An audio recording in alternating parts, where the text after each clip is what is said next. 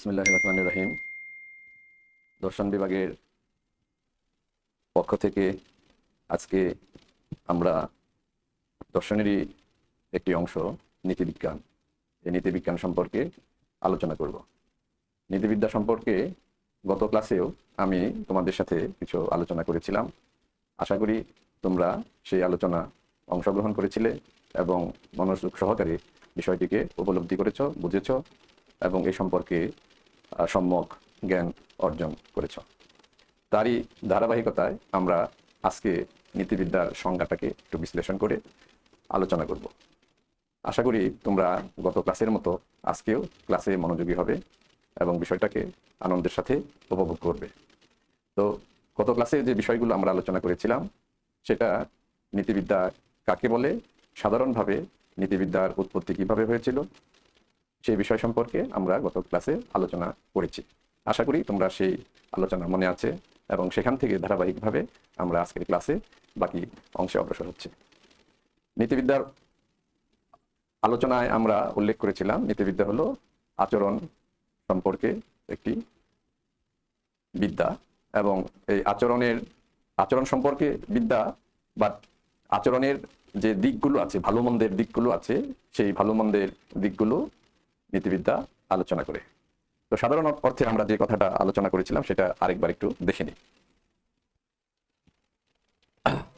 নীতিবিদ্যা সাধারণভাবে আমরা যদি বলি তাহলে বলতে পারি মানুষের আচরণের ভালো মন্দ নিয়ে আলোচনা করে যে বিজ্ঞান তাই হলো নীতিবিজ্ঞান। মানুষের আচরণের ভালো মন্দ নিয়ে যে আলোচনা করে যে বিজ্ঞান তাকে আমরা নীতিবিজ্ঞান বলি। তাহলে আমরা সাধারণভাবে দেখতেছি মানুষের আচরণের ভালো মন্দ নিয়ে যে বিজ্ঞান আলোচনা করে তাই হলো নীতিবিজ্ঞান।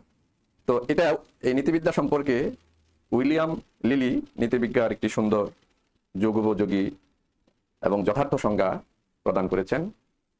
তো সেই সংজ্ঞাটা হলো নীতিবিজ্ঞান হলো সমাজে বসবাসকারী মানুষের আচরণ সম্পর্কীয় একটি আদর্শনিষ্ঠ বিজ্ঞান, যে বিজ্ঞান মানুষের আচরণকে উচিত কি অনুচিত, ভালো কি মন্দ, সত্য কি মিথ্যা বা অনুরূপভাবে বিচার করে। তাহলে আমরা এই নীতিবিজ্ঞানের যে সংজ্ঞাটা উইলিয়াম লিলি দিয়েছেন সেই সংজ্ঞাটা থেকে বিশ্লেষণ করলে আমরা কতগুলো বিষয় সুস্পষ্টভাবে আমরা জানতে পারবো, বা এই সংজ্ঞার কতগুলো বৈশিষ্ট্য আমরা জানতে পারবো, যে বৈশিষ্ট্যের মধ্য দিয়ে নীতিবিদ্যা কাকে বলে সে সম্পর্কে একটি সুন্দর রূপ ফুটে উঠেছে বা সে সম্পর্কে একটি সুস্পষ্ট ব্যাখ্যা বা সুস্পষ্ট সংজ্ঞা প্রদান করা হয়েছে। তো আমরা আসো সকলে মিলে এবার এই নীতিবিজ্ঞানের এই সংজ্ঞাটাকে একটু আলোচনা করি। প্রথমেই দেখে নিই, নীতিবিজ্ঞান হলো সমাজে বসবাসকারী, একটু তোমরা আন্ডারলাইন করে দেখতে পারো, সমাজে বসবাসকারী মানুষের, এটা একটু আন্ডারলাইন করে দেখতে পারো। আর একটি আন্ডারলাইন করতে পারো আচরণ, আন্ডারলাইন করতে পারো। আর একটি আন্ডারলাইন করতে পারো আদর্শনিষ্ঠ বিজ্ঞান। আদর্শনিষ্ঠ বিজ্ঞানটা একসাথে আমরা দিয়ে দিই, একসাথে একটি আদর্শনিষ্ঠ বিজ্ঞান। উচিত অনুচিত, ভালো মন্দ, সত্য মিথ্যা, আমরা এগুলোর সাথে একটু আন্ডারলাইন করে এই নীতিবিজ্ঞানের সংজ্ঞাটাকে একটু বিশ্লেষণ করব।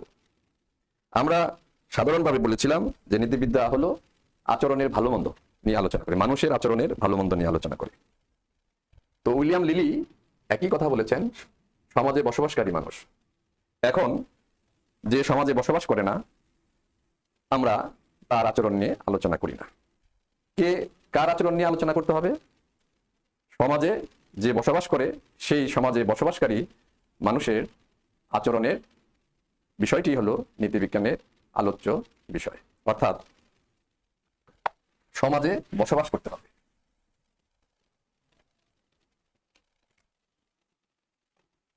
সমাজে বসবাসকারী মানুষ কার আচরণ নিয়ে আলোচনা করতে হবে? নীতিবিদ্যা কার আচরণ নিয়ে আলোচনা করে? নীতিবিদ্যা সমাজে বসবাসকারী মানুষের আচরণ নিয়ে আলোচনা করে। তো এখন আমরা একটি সংজ্ঞার একটি বিষয় বুঝে ফেললাম যে সমাজে বসবাসকারী মানুষ অর্থাৎ যে সমাজে বসবাস করে না, সমাজের সাথে যার সম্পর্ক নেই, তার আচরণ নিয়ে আলোচনা করে না। আরেকটা বিষয় হলো আচরণ। আচরণকে আমরা বলি কন্ডাক্ট, বিহেভিয়ার বা চরিত্র, ব্যবহার, এই সমস্ত বিষয়কে আমরা বলি নীতিবিজ্ঞান। হলো একটি বিজ্ঞান যে বিজ্ঞান মানুষের আচরণ, চরিত্র, স্বভাব, ব্যবহার এইগুলো নিয়ে আলোচনা করে। আর এখানে আরেকটি কথা আমরা উল্লেখ করতে পারি,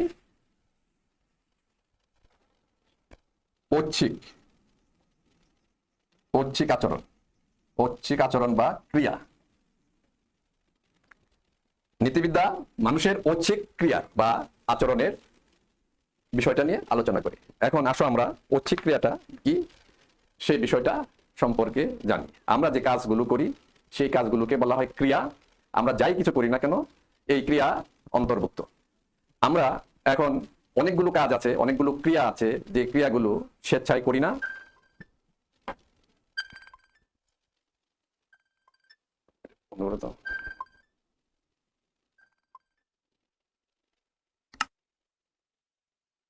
দুঃখিত, একটু ইন্টারাপ্ট হলো। তো আমরা যেটা দেখি সেটা হলো ঐচ্ছিক ক্রিয়া। আমরা অনেক স্বাভাবিকভাবে অনেক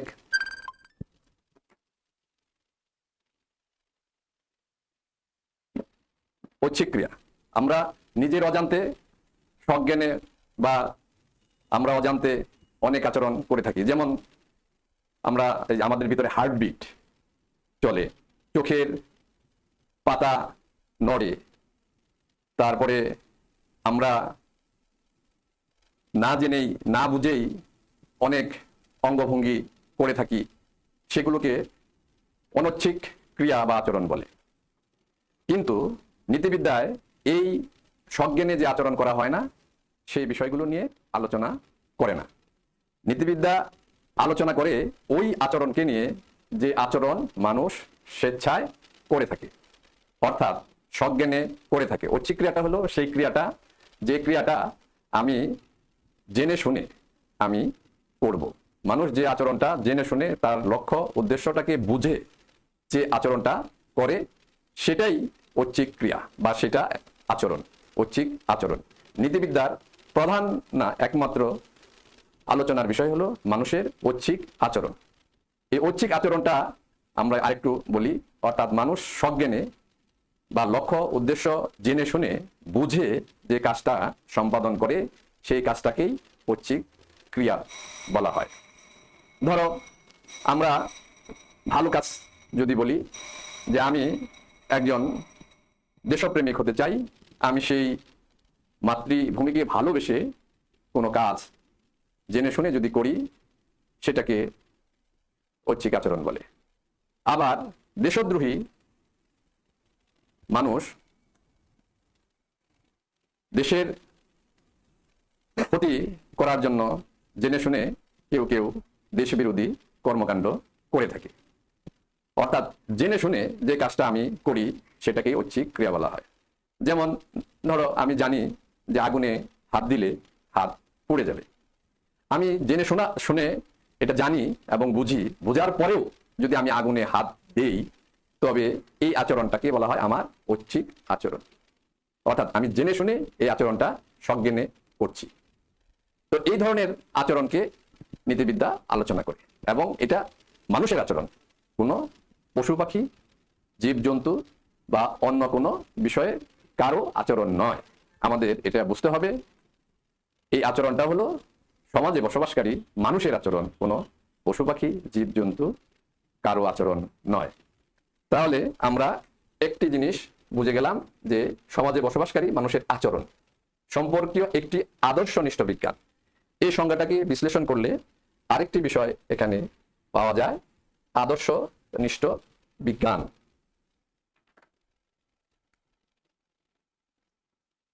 আদর্শনিষ্ঠ বিজ্ঞান, নীতিবিদ্যা হলো সমাজে বসবাসকারী মানুষের আচরণ সম্পর্কীয় একটি আদর্শনিষ্ঠ বিজ্ঞান। তাহলে আসো একটি আদর্শনিষ্ঠ বিজ্ঞান যেহেতু নীতিবিজ্ঞানকে বলা হয়, তাহলে এই আদর্শনিষ্ঠ শব্দটা কি? আদর্শনিষ্ঠ আগে আরেকটু আলোচনা করি, মানে সংক্ষেপে, সেটা হলো বিজ্ঞান। বিজ্ঞান কথাটার অর্থটা কি। বিজ্ঞান সাধারণভাবে আমরা বলি বিজ্ঞান হলো কোনো সুস্পষ্ট বিষয় সম্পর্কে সুশৃঙ্খল জ্ঞান আহরণ, বা কোনো একটি বিষয় সম্পর্কে সুস্পষ্ট, সুশৃঙ্খল, সুবিন্যস্ত এবং বিজ্ঞানসম্মত পদ্ধতিতে আহরণ করা, তার কার্যকারণ সম্পর্ক আবিষ্কার করা। আরো একটু বলি, সেটা হলো প্রকৃতির কোনো একটি বিষয় নিয়ে যে নীতি নিয়ম আবিষ্কার করে, সুশৃঙ্খল ভাবে সুবিন্যস্ত করে এবং পূর্বাপর কারণ অনুসন্ধান করে বিজ্ঞান, ঘটনার কার্যকারণ সম্পর্ক আবিষ্কার করে বিজ্ঞান। তাহলে নীতি বিজ্ঞানকে আমরা একটি বিজ্ঞান বলি, কেননা নীতিবিদ্যাও অন্যান্য বিজ্ঞানের মতো তার একটি আলোচ্য বিষয় রয়েছে। অন্যান্য বিজ্ঞানেরও যেমন আলোচ্য বিষয় রয়েছে, যেমন তোমরা নিশ্চয়ই জানো পদার্থবিদ্যা, রসায়নবিদ্যা, চিকিৎসাবিদ্যা। পদার্থবিদ্যা, রসায়নবিদ্যা, চিকিৎসাবিদ্যা ইত্যাদি ইত্যাদি। অর্থাৎ প্রত্যেকটা বিজ্ঞানের তার নিজস্ব আলোচনার বিষয়বস্তু রয়েছে। পদার্থবিদ্যার আলোচনার বিষয় যেমন রয়েছে পদার্থবিদ্যা পদার্থ নিয়ে আলোচনা করে, চিকিৎসা বিজ্ঞান চিকিৎসা নিয়ে আলোচনা করে। অনুরূপভাবেও আমরা নীতিবিজ্ঞানকে একটি বিজ্ঞান বলি। নীতিবিজ্ঞানেরও তদ্রূপ একটি আলোচ্য বিষয় রয়েছে। নীতিবিদ্যার সেই আলোচ্য বিষয়টি হলো মানুষের আচরণ, যেটি আমরা একটু আগে আলোচনা করেছি। তো বিজ্ঞানকে আবার দুই ভাগে ভাগ করা যায়। একটি হলো বস্তুনিষ্ঠ বিজ্ঞান,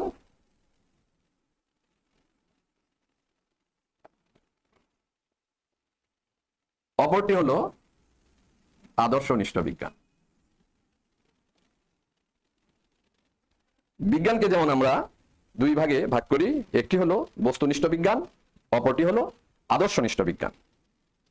বস্তুনিষ্ঠ বিজ্ঞান আলোচনা করে বস্তুটা বা বিষয়টা যেভাবে আছে হুবহু সেইভাবেই তার বিস্তারিত সুশৃঙ্খল সুসংঘবদ্ধ আচরণ করে থাকে বিজ্ঞান, বস্তুনিষ্ঠ বিজ্ঞান। যেমন পদার্থ বিজ্ঞানের আলোচনার বিষয় হলো পদার্থ। এখন পদার্থের আকার, আয়তন, ওজন ইত্যাদি যে রূপ আছে সে রূপই পদার্থ বিজ্ঞান সেভাবেই আলোচনা করে, সেটাই তার আলোচ্য বিষয়। বস্তুনিষ্ঠ বিজ্ঞান সেই বস্তুর স্পষ্ট বিষয় নিয়ে বস্তুটা যা আছে যেমন আছে সেভাবেই আলোচনা করে বস্তুনিষ্ঠ বিজ্ঞানে। উদাহরণ দিয়ে বললাম যে পদার্থ বিজ্ঞান পদার্থের আকার, আয়তন, ওজন ইত্যাদি যে রূপ আছে সেইটুকুই বা সেইভাবেই অনুরূপভাবেই সেটাকে আলোচনা করে থাকে। তো অর্থাৎ যে বিজ্ঞান বস্তুর হুবহু বর্ণনা করে তাকেই বস্তুনিষ্ঠ বিজ্ঞান বলা হয়। আর এখন আসো আমরা আদর্শনিষ্ঠ বিজ্ঞানটা বলি। বস্তুনিষ্ঠ বিজ্ঞানকে বুঝতে গেলে আবার আদর্শনিষ্ঠ বিজ্ঞানকে আলোচনা করলে বস্তুনিষ্ঠ বিজ্ঞানটা কি সেটাও একটু সুস্পষ্ট হয়ে আসবে আমাদের কাছে। আদর্শনিষ্ঠ বিজ্ঞানের আলোচনার বিষয় হলো কোন একটি আদর্শের আলোকে ঘটনা আচরণকে মূল্যায়ন করা, বিশ্লেষণ করা। যেমন বস্তুনিষ্ঠ বিজ্ঞান বস্তুটা যেভাবে আছে, বিষয়টা যেভাবে আছে সেভাবেই আলোচনা করে, কিন্তু আদর্শনিষ্ঠ বিজ্ঞান বস্তুটা বিষয়টা যে রূপ আছে সেভাবে আলোচনা করে না, না করে বস্তুটা কেমন হওয়া উচিত ছিল বা কেমন হতে পারত আদর্শনিষ্ঠ বিজ্ঞান সেটা আলোচনা করে। যেমন আমরা বলি যে পদার্থবিজ্ঞান সম্পর্কে আমরা একটি আলোচনা করেছি। পদার্থবিজ্ঞান আকার নিয়ে আলোচনা করে, ওজন, আয়তন বিষয় ইত্যাদি আরো অন্যান্য বিষয় নিয়ে আলোচনা করে। কিন্তু আদর্শনিষ্ঠ বিজ্ঞান কোনো একটি আদর্শের আলোকে কোনো ঘটনা, বিষয় বা আচরণ বা কোনো বস্তুর মূল্যায়ন করে থাকে। যেমন আমরা পদার্থবিজ্ঞানে বলি ওজন 5 কেজি, কিন্তু 5 কেজি আদর্শনিষ্ঠ বিজ্ঞানে বলবে যে না, ওজন 5 কেজি হলে ভালো হতো।